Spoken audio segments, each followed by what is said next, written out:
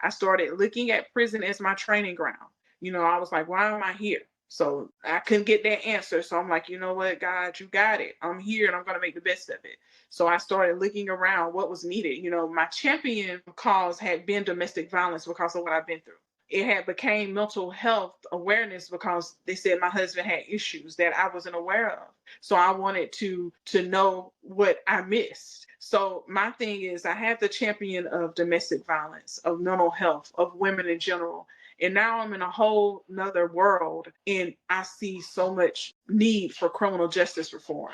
And so that became my baby as well. So everything that I proposed with what I'm doing now is composed of is from all of that, from the things I've been through, from the domestic violence, the mental health, from criminal justice reform. So everything I do now, that's my niche. And that's what I'm fighting for. And that's what brought me to be who I am right now at this moment. All of those things. And so when I look back at it, I said, well, God, was you setting me up?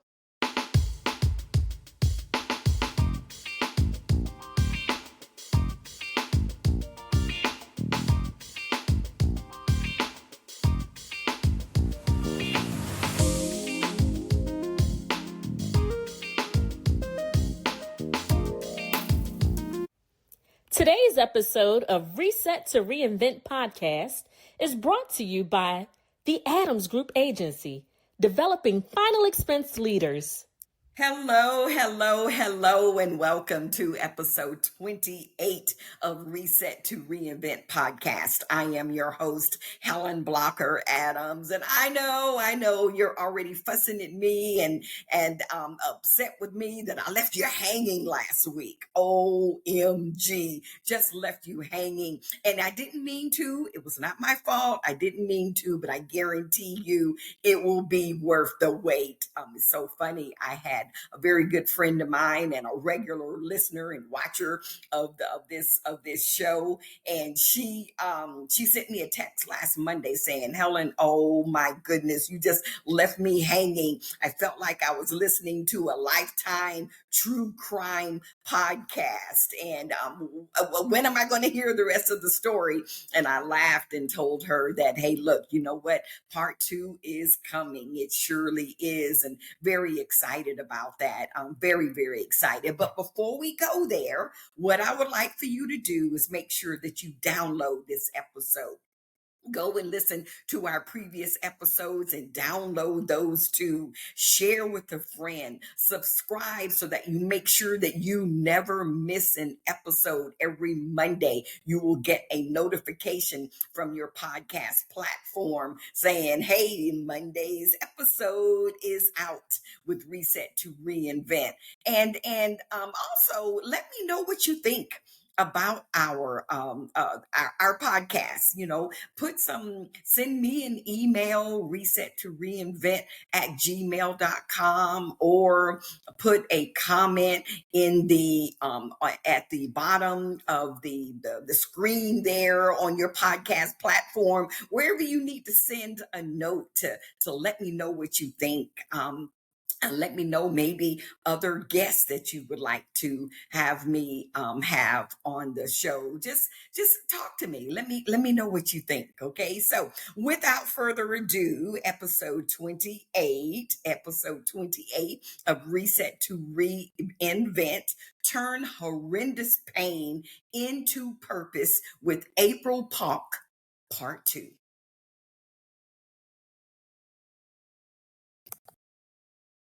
A heart of gold, and it's it was almost like, you're right, it was a spiritual warfare. I was like, we're going to get this girl by any means necessary. And you were young. I mean, you're young. You had to have been in what, your 20s, early 30s, if that.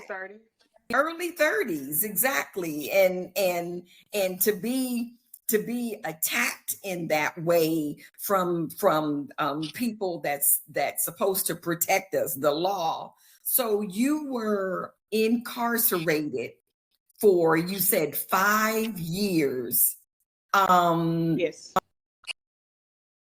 April, personally, I've never met any woman that's been incarcerated. Okay. I mean, except for our mutual friend.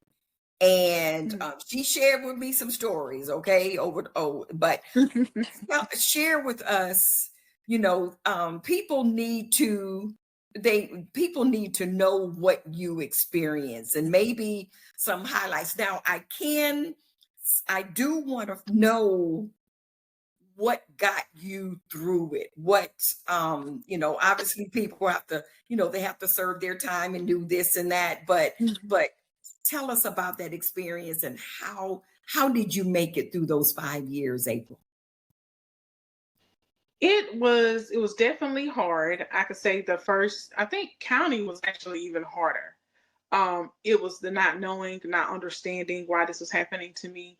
And at the same time, I grieved. One thing I didn't get to do when my sister, when I got shot, when my sister got killed, her husband got killed, I didn't grieve.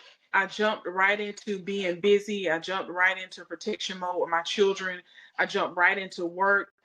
I was moving around like I haven't got shot. People looking at me like, is she okay? You know, I was moving. I was trying to help and still continue to live. And so I was steady being busy. So that first 13 months was, I think, the hardest because I couldn't go anywhere. I couldn't go anywhere. I couldn't get too busy. I was in a cell and I had to grieve. I had to face those things that I put off facing for so long. So I actually didn't start grieving for my family until then. Once I got to prison, the culture shock of it was it's definitely a shock. It's a different culture, a different world. And the only thing that helped me to survive was most importantly God. But my light at the end of the tunnel was my children, the J tradition, my children. The only thing I thought about day in and day out, day and night, I got to get to my children, so I got to survive this. The only way I'm going to get to them is if I make it through this. So I had to try to get myself together mentally, and that was the hard thing because I still was wondering why this is happening to me. I asked myself why I cried several nights, and then I saw things. I saw things that I have never seen. These are things that happen on TV, but I saw them in the flesh. I was sitting by someone watching TV, and all I know is then a splatter of blood comes on my face. And I'm like, I turn around and she's just got hit in the head with a lock. Or, and it's like you're in a place now, you're so used to being, once you've been a caregiver and, being nurturing, you're so used to being there to help. So your first instinct is, I gotta help, let me do this. But it's different in prison. So you have to, and it's hard because you have to see and don't see. And so it was hard to grow accustomed to this world to where they say they send us to get help and to become a better person, but we have to actually look at violence. We have to live with it. We have to live with things that we wouldn't otherwise be in that position. And so it's like after I saw that and after the cries and calls home, like this is not, you know, I'm telling my sister, get me out of here. Like, what can they do? So it was rough. It was rough, but then I had to find peace. I had to pray hard and I found peace and I stayed out the way and I tried to keep my mind focused. So I kept my mind focused on the positive things, on the things that I could do to help me be prepared to get home to my children. So I started getting involved in any trade, any college trade, any program come up, I'm signing up for it. I wanted to keep my mind fresh. I wanted to keep my mind motivated. I started building the blueprint for my reality TV show, for my entertainment company. I started thinking about not what's in here, but what's out there for me. And what's out there for me is my children, and I can't be any good to them if I don't make it out of here or if I lose my mind. And then it brought me back to when I got shot. One thing people would ask me, they would say things like, how haven't you lost I would have lost my mind. You haven't lost your mind? And my response is, God didn't save me from a bullet to my head just for me to lose my mind. Mm. And that's not what I'm going to do. So that fight with the enemy is like, you will not have me. I will push through this. And it was hard, but I'm still a loving person. And the person you are is gonna, no matter where you are in the middle of chaos, is gonna pour over. So I didn't have issues. I didn't have problems. I didn't bother anybody. I was still the helpful person that I am. I just learned to look at things differently and I stayed productive. I started looking at prison as my training ground. I was like, why am I here? So I couldn't get that answer. So I'm like, you know what, God, you got it. I'm here and I'm going to make the best of it. So I started looking around what was needed. My champion cause had been domestic violence because of what I've been through. It had became mental health awareness because they said my husband had issues that I wasn't aware of. So I wanted to know what I missed. So my thing is I had the champion of domestic violence, of mental health, of women in general. And now I'm in a whole nother world and I see so much need for criminal justice reform. And so that became my baby as well. So everything that I proposed with what I'm doing now is composed of is from all of that, from the things I've been through, from the domestic violence, the mental health, from criminal justice reform. So everything I do now, that's my niche, and that's what I'm fighting for, and that's what brought me to be who I am right now at this moment. All of those things. And so when I look back at it, I said, well, God, was you setting me up? Is this what you wanted me to do? So I'm that voice. This is what you needed me to do. Because if I hadn't have went through any of those things, I would not be here. If I wouldn't be having this podcast with you. If I hadn't have been in prison, I wouldn't have any of the ecosystem, the platform, everything I have now, because that helped me to put everything in perspective of what my journey and my purpose was. And so I used that. And so now, even though I didn't see it then, I'm thankful for the experience. It's not many people can say that they've lived through anything I've lived through and still have their frame of mind. So I use that to do what I'm doing today, and that's what makes me that executioner of it because I have that training, the training that I want to sign up for, of course, but I have that training and I have that experience, and so here I am. Turning pain into purpose, and you've got three different causes that were a part of that pain that's now turned into purpose, and that's the mental health piece, the domestic violence, and the justice reform. So in 2024, you earned your bachelor's degree, young lady, in criminal justice from Augusta University.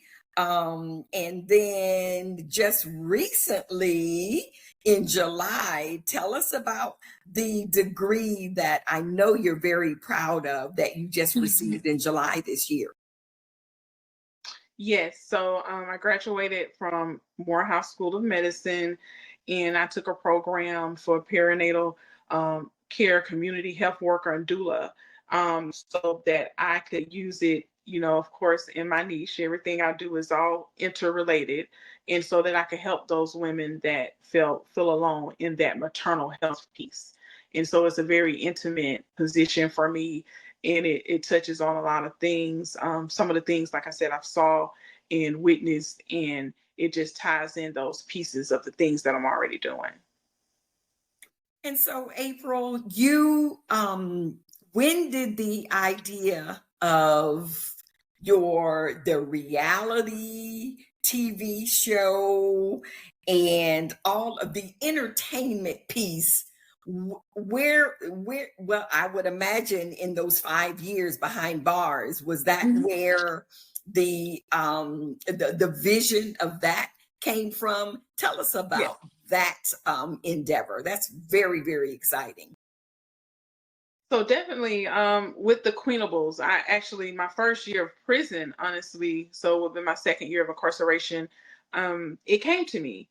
And so as I was sitting around and, I'm an observer, and so I'm quiet and I'm just watching everyone and I'm seeing the different things that everybody's going through, the things that I'm going through. And so I just started doing like a little poll. And so I would ask people, if you were to do, if you were to watch a reality show, what would you want to watch? What would you want to see? and they would say like, of course the young ones, they want to see that fighting and different things like that. And then you have people like, I just want to see the authenticity. I want to see real stuff. There's so much fake stuff out there. And so, I had this little poll, and as I was looking, and I prayed about it, I folded that little paper up, stuck it in my Bible, and it went with me. And so it was just like, I need to let people know what women go through. We go through so much, and we try to hold it together, and nobody sees it, and nobody sees this side most definitely. Prison is kind of like that thing where they say what stays and goes on in Vegas stays in Vegas. People don't really want to talk about it. Even with my family, I had family members when I came home. Why you want to do something like that? Why don't you just let it go? Because you're going to bring attention to yourself. You don't want people coming out there and say, you know what? It's a testimony. And a testimony is going to help someone else. And a lot of people don't receive the help or the motivation they need because people want to be quiet. They don't want to talk about it. And this is something that needs to be talked about. And so when it came to the show, because I've always had an entrepreneur spirit, my thing was, how can I make this different from everyone else? And what has helped me get through things and being an entrepreneur, and being that I know getting out, I was going to have to fight this battle until my record was expunged or cleared with this convicted felon. What can I do? So my thing is, I could open up my own business, and I could hire somebody else, or I could train somebody to open up their business, and we could hire from within. So my ecosystem was, we're going to train ourselves. We're going to do the things we need to do so we could help others in our same situation. And so the Queenables was born in prison, and AP Rose Entertainment.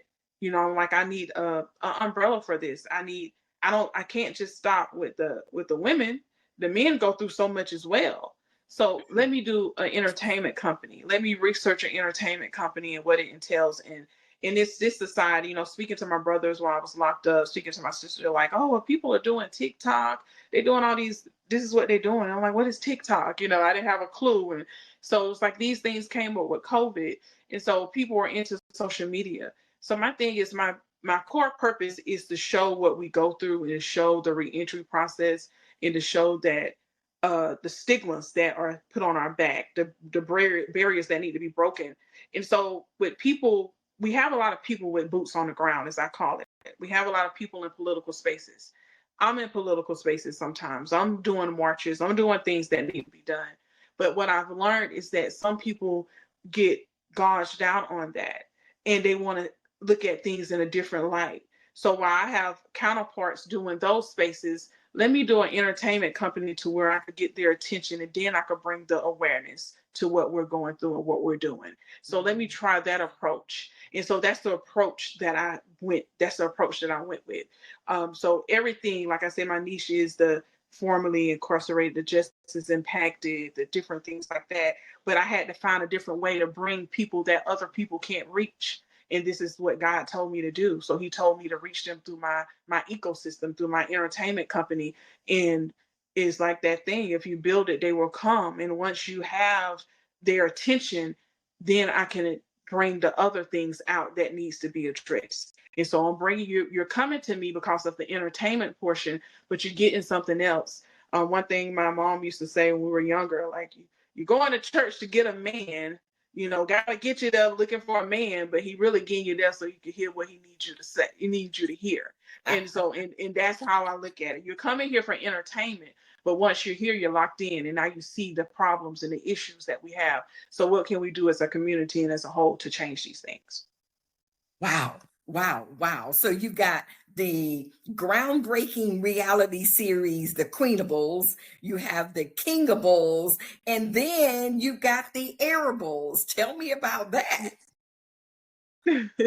So the Queenables is basically the male version, slightly different, slight pivot, but it's more of them being more of mentors and bringing in, youth or younger people that have been formerly incarcerated. When it comes to the Airables, that's the children have not necessarily been incarcerated, but that was based off my children. Their parents have been incarcerated.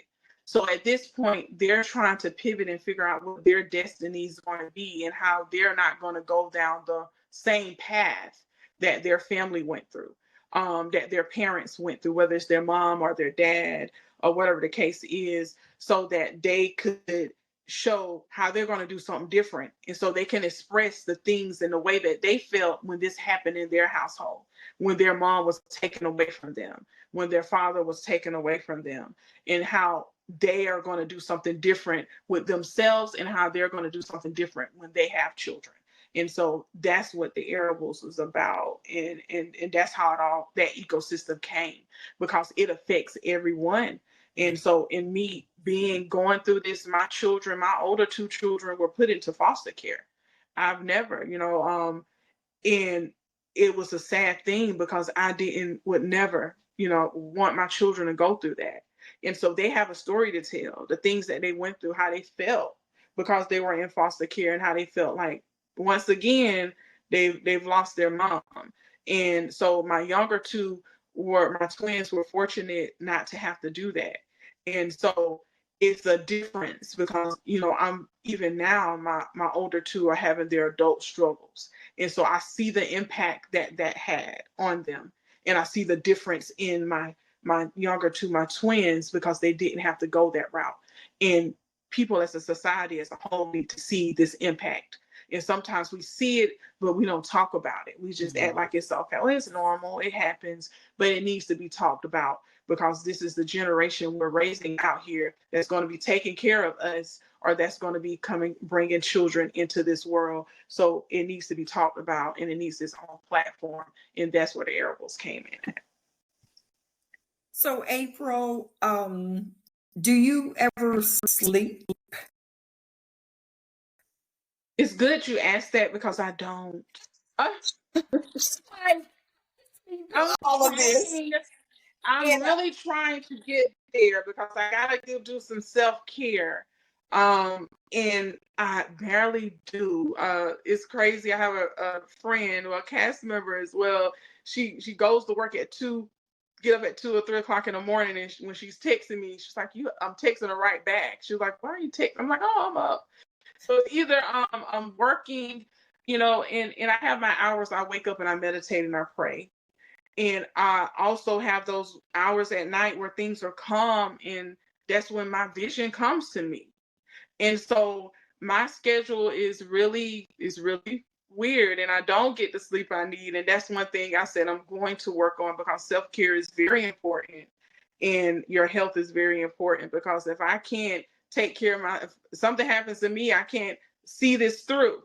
And so I need to see it through. So I don't get much sleep at all. Yeah. I'm working on it.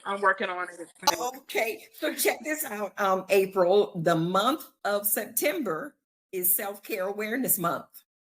So this is a perfect opportunity to make a commitment to do a little of self-care at least every day. Can we make a pact to make that happen?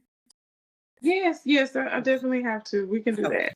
Okay. Even if I have to text you from time to time to say, okay, all right, April, what are you doing for self-care? So that I can be kind of your accountability partner in that regard. So, okay, so you are also, you're the founder of Field Labs Diagnostic. Yes. A mobile health business offering DNA testing, drug testing, and certified instruction in CPR and phlebotomy. So I guess that was part of when you were talking earlier about, hey, we're going to just train our own. We're going to teach our own what we need to do so that we can grow and expand and not have to be so concerned about trying to get a job when the job looks and ask that one question on the on the application form. Okay. Right. That's it. Okay. All right. I love that. So you also have the newly launched Rosebridge Consulting Group, legal and health advocacy divisions designed to serve the reentry population. So tell us a little bit about that. That's very intriguing. So with Rosebridge, it's basically a resource hub.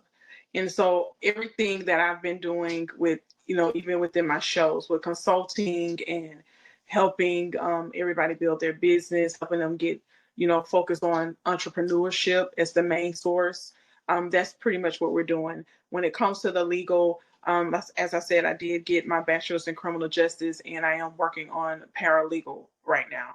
And so I've always been an advocate, but I'm just making it more prominent, I guess you would say. And so what we do is just the resources, the different things, with tying them with lawyers, attorneys, the people that can help them, or people that are connecting with me to offer their services. That's what Rosebridge is going to do on the legal aspect part. When it comes to the health, it's pretty much health marketing, branding. Um, I used to work, like I said, in a personal care homes. I may not be able to be on that other end just yet, but I know from the beginning to the end how to set you up one, how to help you do your paperwork, how to point you in the direction of social workers, how to help you get those resources that you need.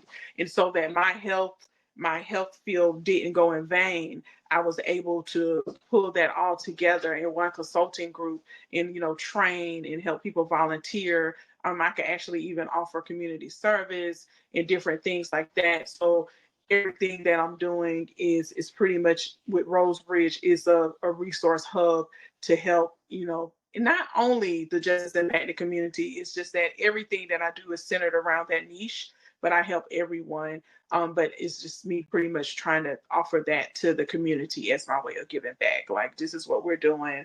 And if you want to know how to start a business from, $1 to 500, come this way. I'm getting up with different business partners, different coaches, and we're just setting up different classes, different trainings. Like, it's just a big resource hub. And hopefully with that, it will go mobile and we're able to pull up in the RV and we get to have those resources that you need to come on and do certain things. And so it's a work in progress and it's only up from here with it. That's awesome. So, are your children involved with any of these endeavors? They can't help but be. They try to get away. They try to get away when it comes to especially the entertainment portion. I have a set of twins. They're 15. Just like grab a camera, grab a mic, grab this. Like, you're my assistant. Like, I have like one helping me set up for the podcast. Like, hey, it's time for me to set up. They know they're even in their high school and they're even in audio and tech and film classes and different things. Like, I'm going to teach you a trade. How can I teach everybody else and not teach you? And so even with my older two, they're helping me with certain things. And my daughter is helping with a nonprofit, and my son, he's just wherever I need him at. And so it's just when he's available. So it's just pretty much like, yeah, they definitely have to be involved. And they get tired of me sometimes, but hey, I'm teaching you some things. Oh, that's awesome. That is awesome. Now let me share just two more things and then we'll be done. You got the Queenables Closet ATL. Yes. Yes. The Queenables Closet ATL is one thing that I went through with trying to get situated, was finding my style, finding after I came home, just trying to get that attire so that I could feel bossed up, so that I could feel like an entrepreneur, so that when I walked into the bank to open a bank account, I felt good with my shoulders held high. And so the Queenables Closet is it's not necessarily just used items. Some things are new. It's just pretty much where it's a hub to where you can get a pair of heels, if that's your thing, or a uniform, or you could come in with a blazer. Because I feel like every woman and every entrepreneur should feel bossed up and they should look the way they want to feel. And so that's what it is. So it's really business attire, slightly used, gently used in most cases. That some is donated, some is given from different agencies, so that if you're on your way to an interview, if you're on your way to open up a bank account, you have an appointment meeting, you could come in and you could find something that helps you feel like, the queen that you are once, especially if you're formerly incarcerated. So, and also with that, once we get the brick and mortar version of it, we're going to have it to where if you are formerly incarcerated and you own a business or you have a product, you are able to sell your products in the store. And so that's the ultimate goal, so that it encompasses all of that. Wow. That is just mind blowing, April. What you have done, all of this pain into purpose. And when we look at the entrepreneurial, and like you said, you were an entrepreneur before all of the trouble, but all it did was that time in behind bars gave you an opportunity to not only observe but put some things on paper and just think and dream. And your motivation, you said, was God and your children, that you had to survive, you had to live, you had to thrive, because you had to get to your children needed you. And in the meantime, when it seems like as soon as you got out, you just took it and started running with all of these different ideas. I'm sure your parents were like, don't you want to just sit and just relax and chill and go to Hawaii for a week or something? But you just went off and went to work. Yeah, my sisters definitely. Like I was released March 3rd, 2023. On March the 7th, I was creating my LLC, the AP Rose Entertainment. So I had like a day to relax, I guess. I relax, and then hey, it's time to get to business. So it was on forward from there. It was on forward from there.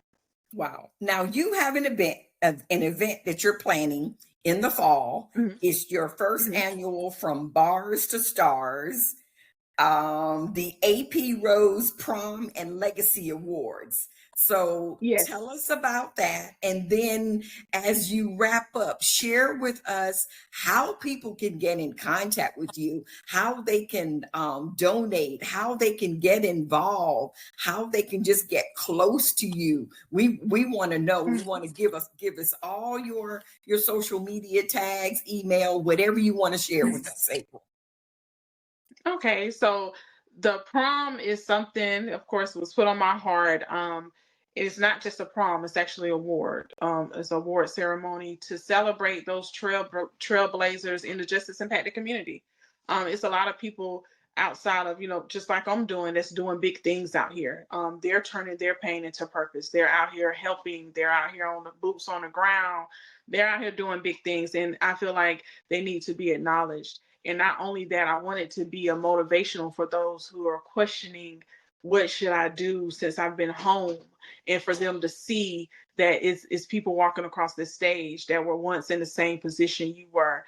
And that I just want to motivate them. So I want to bring not only the ones that were formerly incarcerated or justice impacted, but the other people that are in our circle. We're connected to parole officers. We're connected to these different agencies. We're connected to all these resources, and y'all are a part of this ecosystem as well, because we have to deal with each other. So this is for everyone to come and not only just celebrate, but to be recognized. Everybody deserves some recognition, and a lot of things. A lot of people that have been incarcerated. The reason I went with the prom version of this, it was like a lot of people that I met, they were wild in their days, or they were doing things to get in trouble. They were living a different lifestyle, and they didn't have that opportunity. They didn't value what a prom meant. We see people in their dresses, we see them looking beautiful and queens and kings, and we just didn't understand. But at this time, being that we've been through what we've been through, we've been incarcerated, and to come from that and then to be acknowledged at a ceremony and at the same time get to attend a prom that you may have didn't get to attend is an awesome thing. And one thing that is a quote I live by, I believe it's Maya Angelou, it's just that, people will forget what you said, they'll forget what you've done, but they won't forget how you made them feel, and it's on the grounds of that. And I believe in memories. And so that is something that's going to be impactful and it's going to leave a lasting memory. And I feel like the justice impacted community is something that we need. And we need to, because we need to be awarded for us doing things too, not always punished because of our record, but let us get a reward as well. Let us be acknowledged for the things we're doing that's good. Don't only just acknowledge us for the bad things. As soon as something happens, you bring up our past. And as soon as something goes wrong, we're a GDC number again, or you're bringing up our previous record. Acknowledge us and give us our flowers for the good things that we're doing. And so that's what it's about. And I'm going to do this, and this is going to be something that's going to be going on every year. It's going to be a yearly event. And so everybody has a chance to look forward to it. So tell us, that sounds awfully exciting, and certainly when the time comes up, I'm hoping I can be available to come. But tell us, how can people get in contact with you, Miss April Paulk? I can be reached at media, MEDIA, at aproseentertainment.com. And that's for bookings, that's for donations, that's for, collaborations. You can reach me there. I am on all social media platforms. So it's the entertainment company, AP Rose Entertainment. We're on Instagram, we're on TikTok, we're on Facebook. We have the YouTube channel. We're everywhere. And you can also reach me on, we have the Queenables on all social media platforms. So we are definitely reachable. Or you could just Google us, you'll find me somewhere. And so, that's the best way to reach out. Just, like I said, media at aproseentertainment.com. And that's the best way to connect with me. Or you could just go to the AP Rose website and fill out a contact form, and we'll get back with you as soon as possible. Okay. And of course, if you missed all of that, then you can reach out to me and then I can get you in contact with April. So April, do you have anything else that you would like to share that maybe I didn't bring up that you would like to share with our audience? Our audience is primarily women and entrepreneurs. That's what Reset to Reinvent is all about. So is there anything else that you would like to share in your closing remarks? Yes, I do want you all to stay tuned for my ebook, which is The Boss Mindset from Bars to Stars, The Boss Mindset Shift from Bars to Stars. It will be actually touching down in a few days. And so I would like you guys to go check it out. In a book, it actually just shows how my mindset shifted and what when I say I'm a boss, not meaning that I have everything materialistic, but in my mind, I had a mindset shift and to think and to not give up and to keep moving forward. And I feel like it's very helpful for everyone, not just someone that's been incarcerated, but for everybody. It can apply to your daily thoughts, daily living. It applies to everyone. Go check it out. You can get that. Like I said, it'll be available in a few days. You could get it as a gift for someone, but definitely check that out. And also Convict Beauty. Convict Beauty is a cosmetic line that will be launching this fall as well. And that was designed in the midst of my pain. And so it's actually something that's going to help the things that made me feel good. It's a beauty line for all women, that go through things daily. Not just someone that's incarcerated, but the inspiration, it came from some of the things that I've been through. And so I do want you guys to check all of that out. All of these things are on my website. You could check it out at aproseentertainment.com, or you could just check out the socials. And I just want to leave with everyone that, everything happens for a reason, and not to sound cliche because people say that all the time, but I'm a living example that everything happens for a reason. At some point, you may not understand why you're going through what you're going through, but sometimes it's just because it's a training ground for you. Sometimes it's to give you an experience for something greater and bigger for a greater purpose. And everything that I've been through, everything that I live with or lived through has brought me to where I am. And I don't think I'm where I want to be. I'm not done yet, but it has brought me a long way, and it has helped kept me grounded. And I just want everybody to just know that there's hope out there. Don't give up, because if I could make it through all of this and still be here, I don't look like what I've been through now. I'm just gonna tell y'all that I don't look nothing like it, and a lot of people wouldn't know if I didn't tell them. And so I just want you guys to just basically just hang in there. It's a lot coming from AP Rose. It's a lot I got coming, and it's a lot. God gives me things every day. He keep me working. And so I just want you to be on the lookout, and just to know that, hey, I'm here. And if you need to get in touch with me for anything, like I said, just reach me at media@aproseentertainment.com, and just to keep going and to keep going one step at a time, and you'll get to where you need to be. April, it has been just my pleasure and honor to have you on our episode. I've had some very compelling guests, and I've had quite a compelling background myself. But you are the epitome of reset to reinvent, and I am just so proud of you. And I'm going to continue to watch your journey. I'm going to buy your book, The Boss Mindset ebook. I'll be one of the first ones to get it for sure.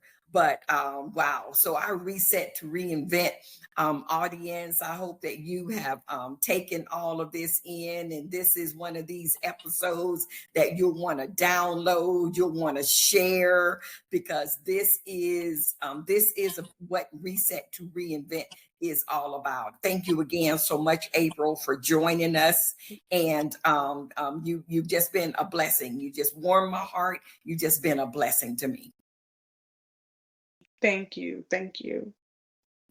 And so I want to thank you so much for being a part of our episode 27 of Reset to Reinvent. Make sure that you go to our website, resettoreinvent.com, and go to our store, our Reinvent store, so that you can check out some of our ebooks that are there that are focused on professional development, and want you to subscribe to Reset to Reinvent. I want you to download this episode, share this episode, because I guarantee you it's going to change some lives. So guys, you have been amazing. Look forward to seeing you next week. We are gearing up for the month of October, Breast Cancer Awareness Month. We've got a lot of special guests and a lot of information that we're going to be sharing in the month of October for Breast Cancer Awareness Month. And also it is National Domestic Violence Awareness Month in the month of October as well. So guys, you have yourself a wonderful week. And why? Because you deserve to be inspired. Yes. Reset to Reinvent podcast. We are living in uncertain times. Job security is becoming more elusive. People are losing their jobs. Companies are closing. But wait, have you ever considered a career as an insurance agent? Just a thought. Our much talked about ebook, 8 Reasons to Become a Life Insurance Agent, can help you decide if it's for you or not. Order your copy today. Visit our website, Reset to Reinvent, and click on the Reinvent store. Who knows? It may be the best decision you've made in a long